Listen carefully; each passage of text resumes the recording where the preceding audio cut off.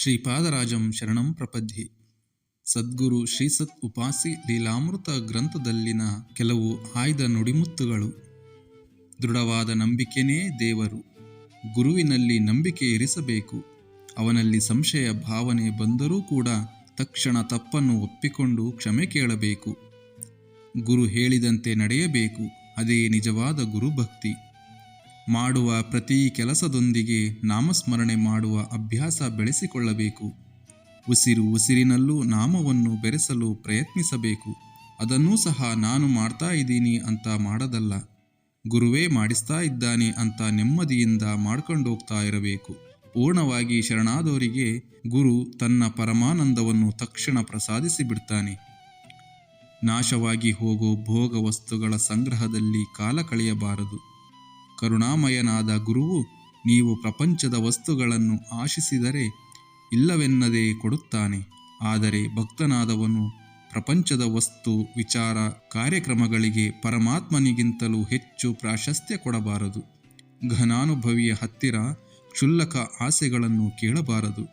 ಜೀವನದಲ್ಲಿ ವಾಸ್ತವಿಕ ಸಂಗತಿಯನ್ನು ಅರ್ಥ ಮಾಡಿಕೊಳ್ಳುತ್ತಾ ಪರಮಾತ್ಮನ ಸ್ಮರಣೆಯನ್ನು ಮಾಡುತ್ತಾ ಮೌನದಿಂದಿರಲು ಕಲಿತುಕೊಳ್ಳಬೇಕು. ನಿರ್ವಾಸನ ಮೌನವೇ ಧ್ಯಾನ. ಮತ್ತೊಬ್ಬರನ್ನು ನೋಯಿಸದೇ ಇರುವುದನ್ನು ಅಭ್ಯಾಸ ಮಾಡುವುದು ಒಂದು ವ್ರತಕ್ಕೆ ಸಮಾನ.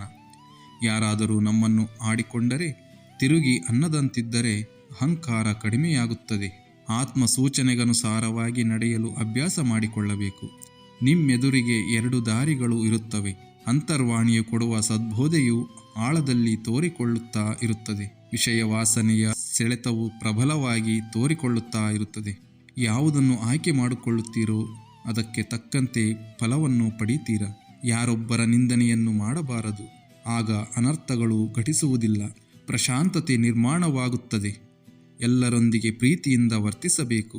ಮನುಷ್ಯ ತನ್ನ ಅವಗುಣಗಳನ್ನು ಮುಚ್ಚಿಕೊಂಡು ಇತರರನ್ನು ಎತ್ತಿ ಹಿಡಿಯುವುದರಲ್ಲಿ ಜಾಣನಾಗಿರುತ್ತಾನೆ.